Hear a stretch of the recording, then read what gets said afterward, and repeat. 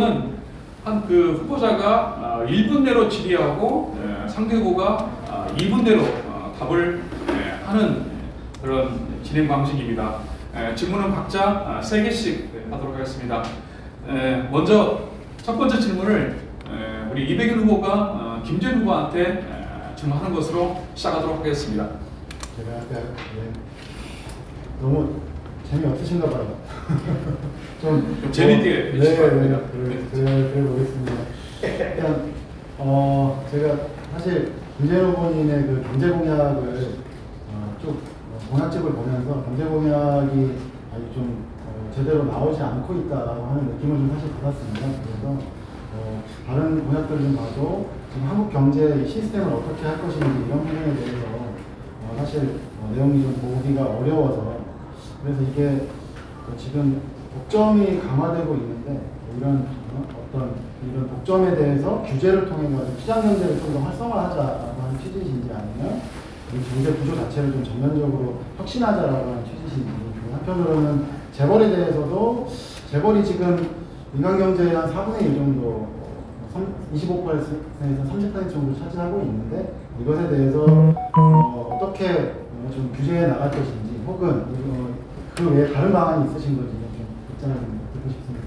네, 저는 앞서 이백윤 후보님께서 10분 동안 정교 발표하시면서 PPT로 여러 가지 설명을 해주시는데, 구체적인 내용들에서 저희 진보당이 가지고 있는 정책들과 매우 유사하다는 생각들을 했습니다. 사회주의라고 하는 타이틀을 전면적으로 내거신 것을 제외하고는 맥락상에 많은 유사성이 있다라고 생각을 하고요.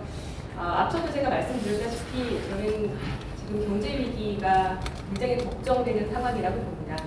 우리가 이미 24년 전에 큰 경제 위기를 경험한 바가 있습니다. 그때 당시에 결국은 재벌들은 어떻게든 살아남았습니다. 그것도 국민 세금으로 살아남았고, 그에 따라서 실직한 노동자들, 또 무너진 중소기업들, 영세 상인들은 나락으로 떨어졌습니다. 그 이후에 한국 사회 경제 체제를 제대로 만들지 못하고 신자유주의에 그대로 내어준 것이 지금과 같은 비극을 만들었다 생각합니다. 고용을 해고를 쉽게 만들었고, 비정규직을 여기까지 확대시켜낸 것은 모두 우리가 그때 제대로 싸워내지 못한 것이라는 아픔도 있습니다. 저는 다시 한번 그런 경제위기 상황이 도래했을 때 우리가 현 상황을 잘 방어하기 위한 태세가 아니라 위기를 기회로 만들기 위한 체제 전환을 지금부터 준비해야 한다는 생각입니다. 재벌의 독점 경제 체제에 맞서서 공공성을 강화하고, 특히나 국가기관 산업을 포함한 은행까지 포함한 국유화를 단행해야 할 때가 되었다는 생각입니다. 탄소세뿐만 아니라 법인세와 슈퍼리치, 부유세까지 포함해서 더 이상 재벌 중심의 자본 중심의 성장주의가 아니라 공공성 강화와 국가가 모든 중심에서 노동자 민중을 지키는 경제체제 전환이 필요하다는 것에 대해서 큰 맥락에서 이백윤 후보님의 그 정책과 같은 마음이라는 것을 말씀드리겠습니다. 예, 그러면 이제 우리 김재현 후보님의 첫 번째 질문 해주시기 바랍니다. 네, 하셔야 됩니다. 질문하고 뭐예요? 그러니까 예, 그렇게 답하는 질문. 그래서 아까 김재현 후보는 그 경제위기 그 발생 시를 미리 얘기하자라고 하는 청원으로 말씀을 해주셨는데, 사실은 이제 지금이 경제위기다 이렇게 생각합니다. 지금 우리나라 그 잠재 성장률이 자본주의 경제학자들도 이야기하는 게 지금 2030년대에 되면 0%대에 진입할 것이다 이렇게 이야기하고 있고요. 미국은 이미 1%대 진입을 해서 세계적으로 지속적인 하향화이고, 우리나라 역시 마찬가지다 이런 상황을 좀 말씀드리고 싶고요. 이런 상황에서 이 한국 경제를 지금과 같은 방식으로 시장을 그대로 놔두고 이것을 다른 방식의 어떤 처방이라든지 예비법들이 실제로 불가능하다라고 하는 점들은 우리가 너무나 이렇게 잘 알고 있는 것이고요. 한국 경제를 어떻게든 재구조화해야 한다라고 하는 것입니다. 그런데 이제 이것이 이 경제를 이를테면 복지를 늘리자, 그리고 어떤 인간의 삶을 조금 더 개선시키자라고 하는 정도의 좀 수준으로 우리가 이야기를 한다고 했을 때, 사실은 이제 우리 그동안 민주당 심지어 윤석열 후보도 이런 얘기를 하더라고요. 사실 그것이 아니라 저희는 이 경제 체제 자체를 바꿔야 한다라고 말씀을 드렸던 것이고요. 그것이 말씀드렸던 대로 국가 경제에 실제로 GDP 대비 한 50% 정도의 재원을 실제로 국가가 직접 장악하고 이것을 통해서 의료, 돌봄, 그리고 재벌 국유화라고 하는 것을 모두 이제 공공성으로 만들어 나간다라고 하는 취지가 좀 녹아져 있다라고 하는 점들을 말씀드리고 싶고, 때문에 기후위기 대응에서의 어떤 고품사에 대한 국유화라든지 이런 것까지 함께 연결지어서 해 나가야 한다라고 하는 말씀을 좀 더 강조해서 드리고 싶습니다. 네, 죄송합니다. 제가 사회자가 착각을 했습니다. 예, 우리 김재현 후보님 첫 번째 질문해 주시기 바랍니다. 네. 기득권 보수양당이 노동배제 정치를 하는 수법 중 하나가 정말 고약한 것이 민주노조 운동에 대한 혐오를 부추기는 것이라고 저는 생각합니다.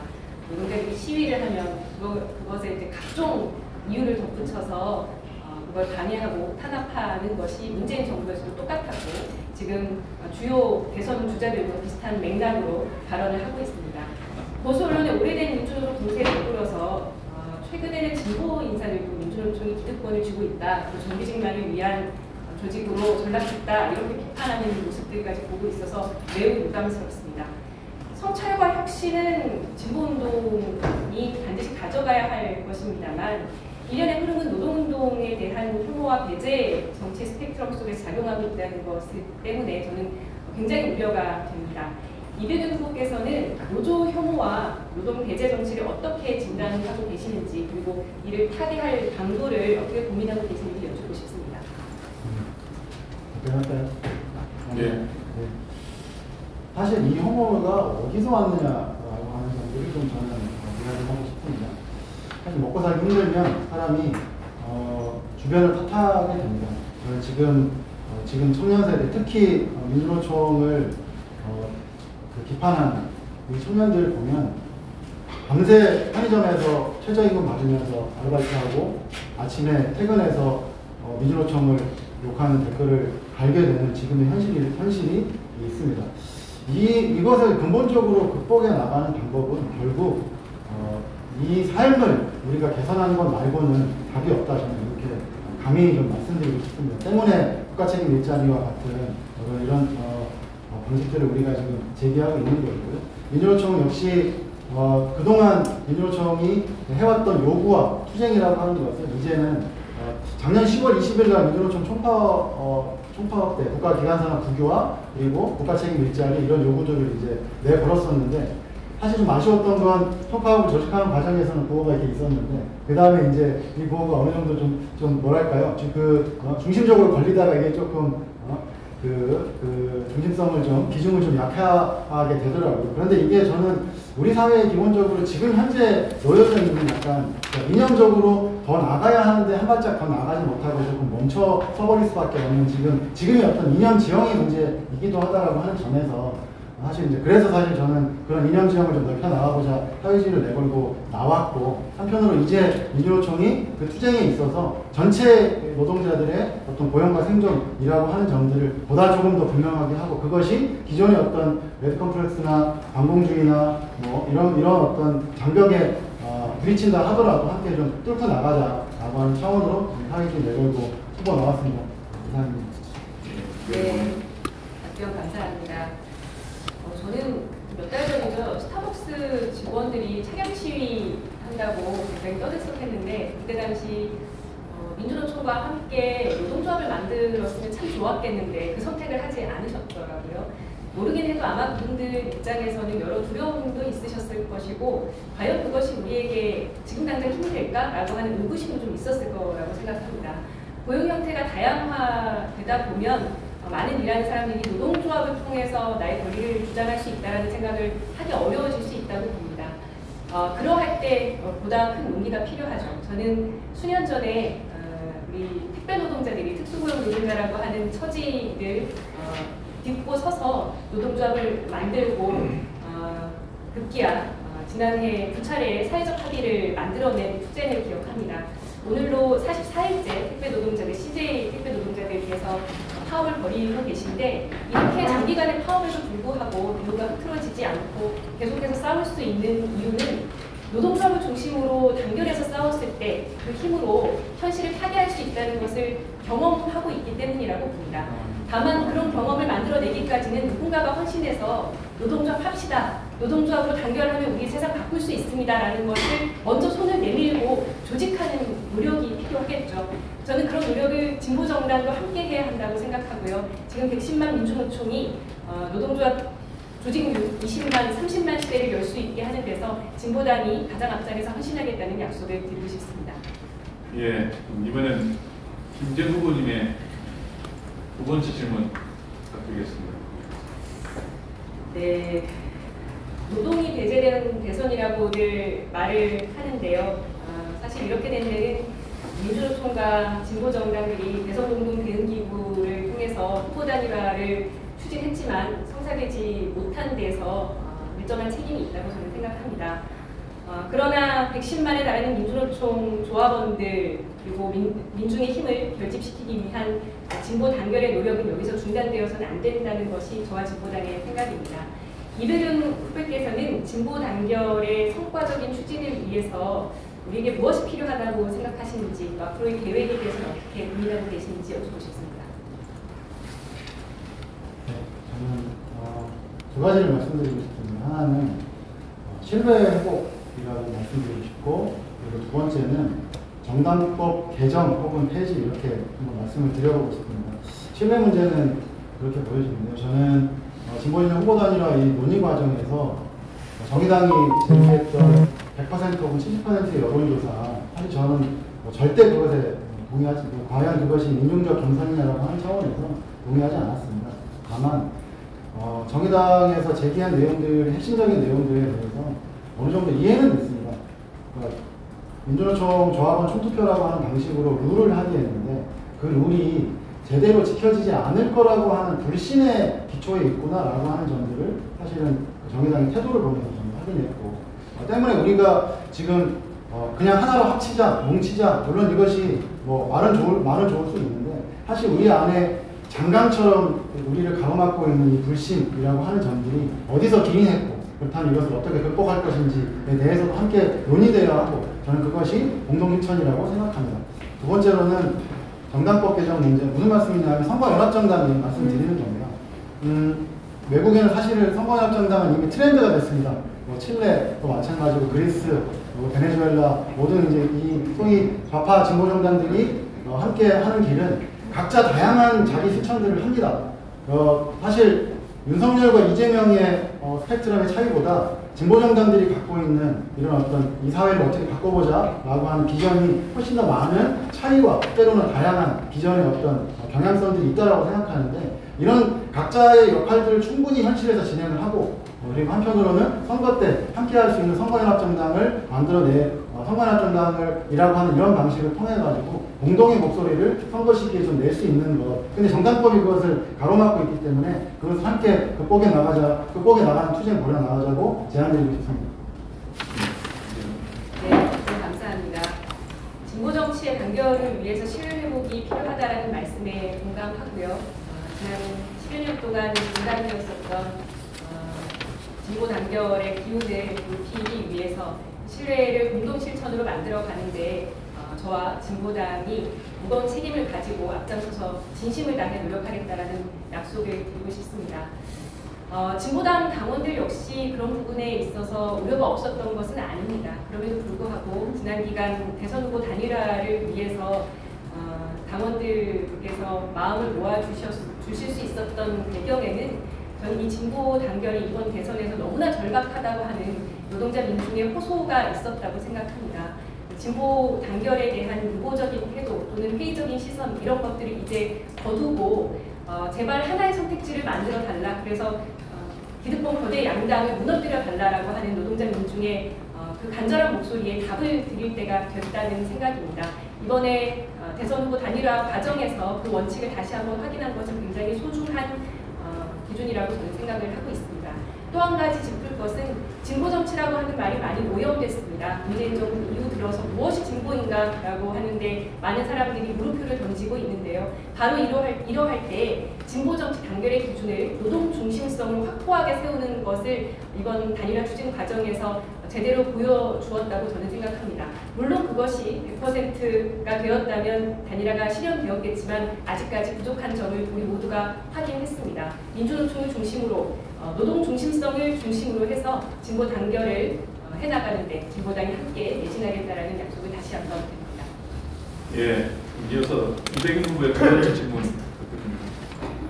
네, 김재현 후보님 공약을 보니까 국가 고용 책임제 이렇게 나와 있는데요. 이게 지금 저희도 사실은 뭐 국가 책임 일자리라고 하는 방식으로 좀 제기를 하고 있습니다. 정의당 심상정 후보도 전국민 일자리 보장제 이렇게 공약들을 좀 제시하고 있는데 저희가 보기에는 기본적으로 일자리라고 하면 그것이 일회성 혹은 시혜성으로 주어지는 일자리로 사실은 이 고용의 전체적인 고용 문제를 해결하는 것은 이제 불가능하다 이렇게 판단하고 있습니다. 그래서 이 심상정 후보가 제기하고 있는 전국민 일자리 보장제도 사실 기존의 일시적인 확장책으로 정부 민주당이라든지 그리고 박근혜 정부가 추진해왔던 정책과 사실은 제가 보기에 뭐가 크게 달라 보이지는 않던데 혹시 그러면 김재현 후보님이 이야기하신 국가고용 책임제와 심상정 후보의 전국민 일자리 보장제 이것에 대한 차이점 이런 거 어떻게 생각하고 계신지 여쭤보고 싶습니다. 일단 제가 정의당의 정책에 대해서 세부적인 내용을 잘 몰라서 그렇게 비교해서 답변을 드리기는 조금 어려울 것 같습니다. 그럼에도 불구하고 현재 문재인 정부에서 시행되고 있는 각종 일자리 제도와는 확연하게 다르다. 일시적인 질 나쁜 일자리가 아니라 안정적이고 질 좋은 일자리로 국가가 책임져야 한다는 생각이고요. 그런 의미에서 청년 일자리 보장제도 저희가 함께 이야기하고 있는데 청년들에게 좋은 일자리를 제공하는 국가의 책무를 국가고용 책임제로 함께 하겠다는 말씀을 드리고 있습니다. 저희가 이 정책을 펼치는 데서 하나의 세트로 말씀드리는 것 중에 하나가 바로 주사일제입니다. 주사일제가 뭐 대기업이라든지 뭐 일부 스타트업 기업 같은 곳들에서 시범적으로 실시하는 그런 것들 말고요. 반드시 노동시간 단축이 필요한 질 좋은 일자리로의 개편이 필요한 영역에서 그것이 가능할 수 있도록 하는데 민간부터 고용을 지원해야 한다는 것이 저희의 생각이고 그렇게 해서 생겨나는 일자리를 최소 200만 이상으로 잡았을 때 질 좋은 일자리, 청년들이 원하는 일자리를 만들 수 있겠다라는 생각입니다. 그런 부분에서 지금 110만에 달하고 있는 돌봄 영역을 국가가 책임지고 돌봄 노동자들에 대한 적정 임금을 법으로 강제해서 여성들에게 가해지고 있는 저임금, 나쁜 일자리, 돌봄 일자리들을 국가 책임하에 좋은 일자리로 만들어내는 것이 향후 국가가 돌봄을 책임지는 방식이 되어야 한다는 것도 법으로 말씀드리겠습니다. 예. 사실 우리 진보정치가 이야기하는 일자리 정책은 이제 좀 과감하고 획기적이어야 한다라고 하는 말씀을 다시 한번 강조해서 드리고 싶습니다. 미국의 소위 예전에 케인즈주의라고 이야기했지만 민주당이 지속적으로 추진해왔던 일자리 정책은 고용이 저하되고 그리고 경제가 나빠지면 갑자기 투자를 해가지고 임시적으로 일자리를 확 늘리는 정책이었습니다. 사실 지금 민주당 정부의 우리 민주당의 일자리 정책도 사실 이와 매우 흡사합니다. 이렇게 늘리는데 어떻게 늘리냐? 우리 공공근로 하시는 분들 아실 겁니다. 조끼 입고 풀법으로 다니시잖아요. 이런 방식으로 일자리를 좀 늘려서 시혜적 일자리 만들어 놓고 그리고 기간이 어느 정도 그리고 일자리 늘렸다고 치적으로 삼고 그리고 기간이 경과하면 그분들은 다시 또 실업 상태로 돌아갑니다. 이런 일자리 정책이 아니라 이제 우리가 최소한 중위소득 정도를 보장하는 일자리를 만들어야 됩니다. 그런데 이 일자리가 그냥 일시적인 일자리여서는 당연히 안 됩니다. 지금 전체적으로 2천만 개 이상 정도의 일자리들이 우리나라 이제 2천만 개 정도 일자리가 있는데 이 일자리 중에 최소한 절반 정도를 공공이 국가가 직접 관리하고 규율하는 이런 일자리로 개편해 나가서 그래서 우리 해마다 그 6월달 되면 최저임금위원회 앞에서 우리 투쟁을 벌여 나가지 않습니까? 그런데 최저임금 투쟁을 저는 할 필요가 더 이상 없는 사회가 되어야 된다고 생각합니다. 그리고 국가직 일자리로 가능하다고 생각합니다. 무슨 말씀이냐면 공공일자리 중위소득 이상의 공공일자리를 1000만 개 이상, 그리고 절반 이상을 늘려서 이것이 민간일자리가 공공일자리처럼 하지 않으면 안 되는, 도태되는 사회로 만들어 나가고 그 공공일자리가 민간일자리를 견인하고 강제해 나가는 그런 사회를 만들어 나가는 것, 이것이 우리가 이야기하는 시스템의 전반적인 변화라고 하는 점에서 그런 점에서 일자리 정책은 그렇게 접근해야 된다고 강조하고 싶습니다. 예, 마지막으로 이백인 후보의 세 번째 질문 부탁드리겠습니다. 공약 다시 한번 좀 말씀드리고 싶은 김재호 의원 공약 보니까 핵 문제에 대해서는 구체적인 언급이 좀 없었습니다. 그래서 핵은 무기로 사용하는 것 그리고 에너지로 사용하는 것 모두 저는 금지해야 된다 이렇게 생각하고요. 핵무기가 왜 위험한지, 핵발전소가 왜 위험한지는 다시 말씀드리지 않아도 너무나 잘 알고 있는 내용일 거라고 생각합니다.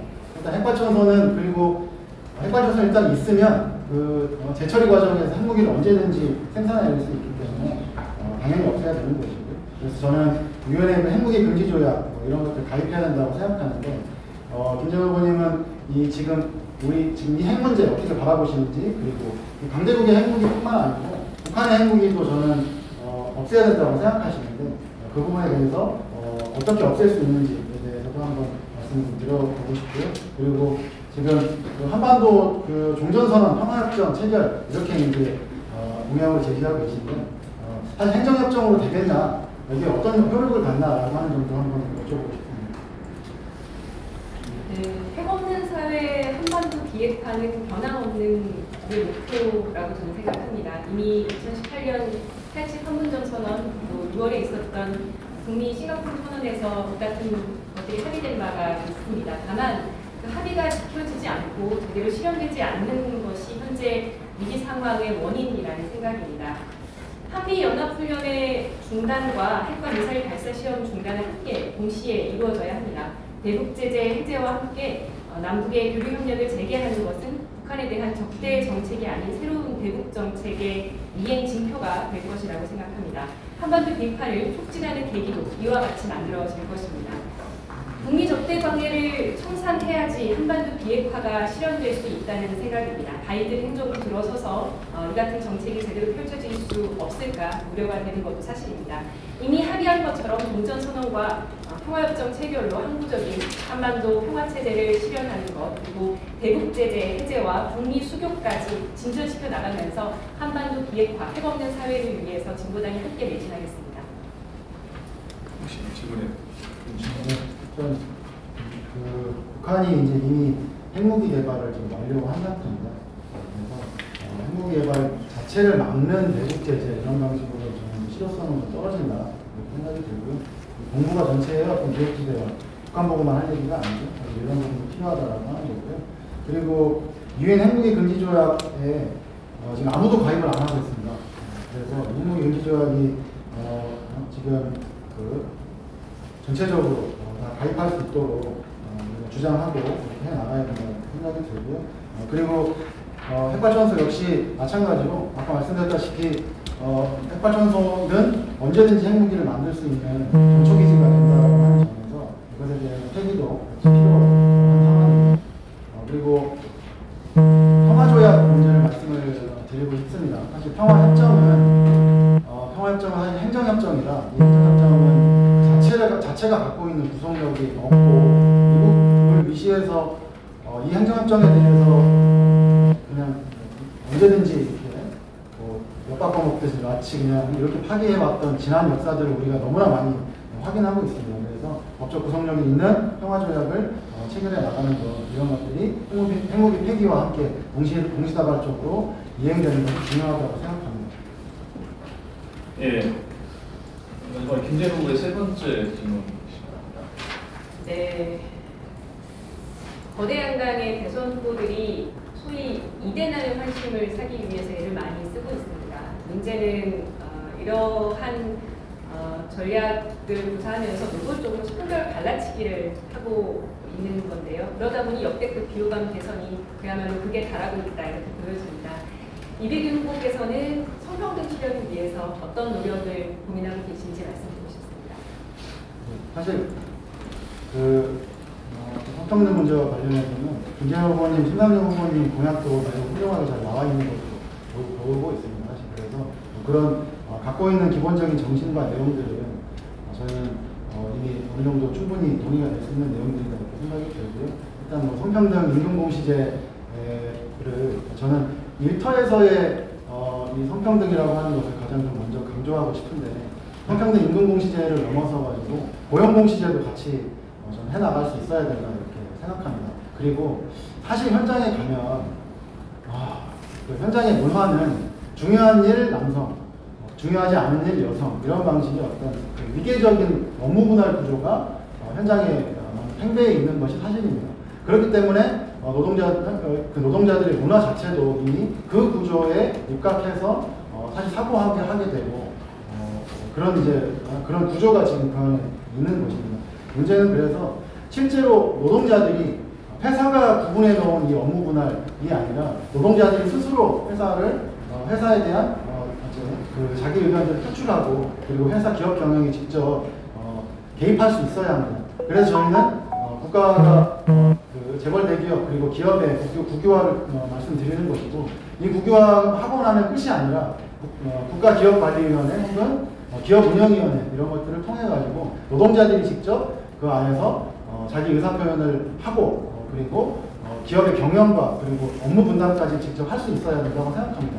그렇게 해야만 여성들이 그 안에서 직접 자기 목소리들을 내고 마치 부차적인 존재로 현장에서 취급받는 이런 어떤 성별 분업 구조를 극복할 수 있을 거라고 생각하고요. 그리고 그 외에 강간죄 의무에 대해서 그것이 이제 동의 여부로 추진한다라든지, 그리고 포괄적 성교육 제도를 지금은 성희롱 예방교육 이런 것들을 좀 극복하고 포괄적 성교육을 해야 된다라든지, 그런 어떤 제반의 공약들에 대해서 너무나 공감하고 있습니다. 네. 예.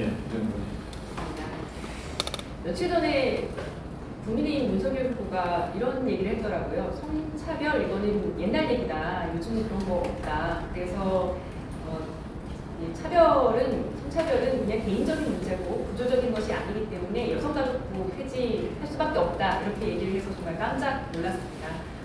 지금 대한민국에서 남성이 100만 원의 임금을 받을 때 여성 노동자들은 69만 원밖에 받지 못해서 3시 반이면 사실 퇴근을 해야 마땅할 정도의 심각한 성별 임금 격차가 있는데, 이런 일하는 일터에서의 차별 구조를 바라보지 못한 채로 이 모든 것들을 개인의 문제로 알아서 해결하라고 이야기하면서 차별 없다라고 이야기하는 그것에 대해서 거대 정당의 대선 후보들이 편승하거나 단호하게 나서지 못하고 있는 상황이 매우 안타깝습니다. 성평등은 취사 선택해야 할 여러 가지 발언 중 하나가 아닙니다. 성평등은 그 자체로 선이고요. 성차별은 그 자체로 악입니다. 진보 정당은 노동자 정치는 당연히도 성평등 정치를 지향해야 하고 페미니즘을 우리 사회에서 함께 나눌 수 있어야 한다고 저는 생각합니다. 특히나 일터에서의 차별, 특히 임금 격차 문제는 결국 여성이 독박 돌봄을 그냥 감수할 수밖에 없는 계속 반복되는 악순환의 고리를 가지고 있습니다. 더 이상 38 여성의 날에 장미꽃 한 송이 전해주면서 여성을 위한다 이렇게 말하는 것이 아니라 성별 임금 격차를 없애기 위해서, 그리고 저임금 여성 노동자들의 투쟁에 승리를 만들기 위해서 민주노총에서부터 함께 여성 노동자들의 투쟁에 연대해서 싸워주실 것을 당부하면서 진보당과 김재현은 가장 앞장에서 여성 노동자들과 함께 승리를 만들어가겠다는 약속을 드리겠습니다. 예, 후보자간 상호 토론 하시느라 후보님들 수고 많으셨습니다. 아마 제